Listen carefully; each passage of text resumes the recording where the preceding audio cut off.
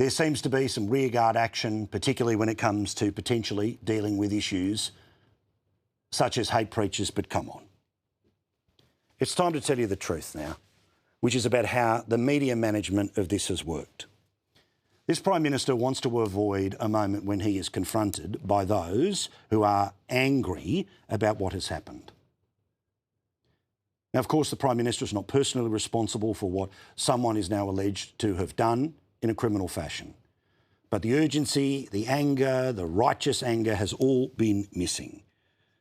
The opportunities to show he cares are happening during breakfast TV hours. If he's meeting with Jewish leaders, he's not doing it at synagogues or in the streets of Bondi. He is doing it comfortably at arm's length and in highly controlled environments.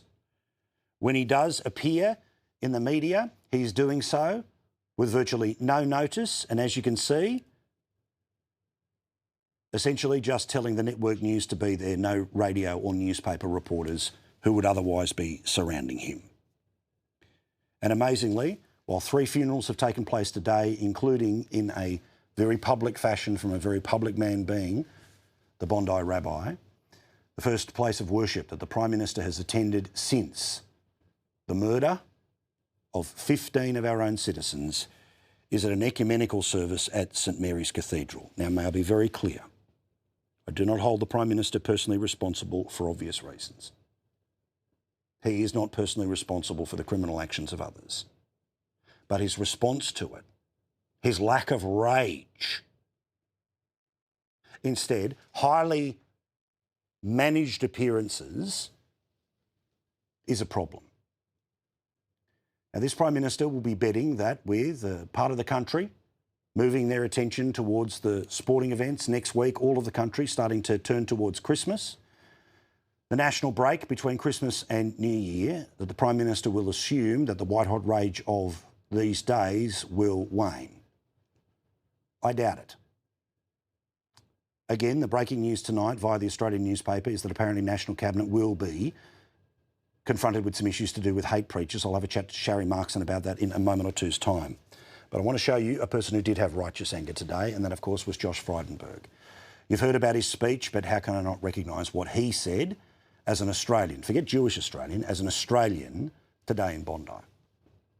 It's time our Prime Minister accepted accountability for what has happened here. And so, Prime Minister, until you stand here in front of these cameras and say that you and your government, hand on heart, accept personal responsibility for what has taken place, until you, Prime Minister, stand here on this spot and accept accountability for the failure of your government, then everything after that will mean nothing.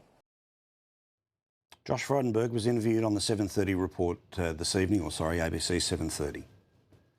Among other questions, the final planned question that was asked by the host Sarah Ferguson is disgraceful. It is an utter disgrace that she asked the question. She immediately started to backpedal after she got this answer. I'll save you the backpedal. Can you believe that this was the question asked of Josh Frydenberg as a prominent Australian, forget Jewish Australian, prominent Australian, showing and sharing the rage that millions of us do? Can you believe this is what he was asked today? It's widely viewed as inevitable that you will return to politics. How do we not see this through a political lens? I mean, the case that you're making, a personal case against the Prime Minister. I'm deeply offended by what you just said. I'm deeply offended. Explain that. And you know what? Mm-hmm. There was a man called Murray Watt who sits on the Labor front bench who tried to say that about a year ago. And then Labor ministers like Mike Kelly and others, hear me out, who came out and said exactly what I'm about to say, which is that is an insult. That is an insult to say that there's any political motivation in this. It's a question. No, Sarah, the reality is this. I'm an Australian who has to have personal security because my life is endangered in this country, and I was the treasurer of this country. My children go to a school where there are armed guards outside. When I visit a Jewish aged care centre, there are armed guards outside. When I send my kids to Jewish sporting clubs, there are police cars out there and police tape. How should we live with this? Why should we live with this? So if I'm not going to speak out, who is? If not now, when? If not me, who? The reality is, this was an attack on Jewish Australians, but this is a threat to every Australian. To be clear, my question was about the framing of what you are saying. I'm not making assertions. I'm not copying what anybody else is saying. And Sarah, Sarah, and you asked me the question, and I gave you my answer. I mean, it's extraordinary.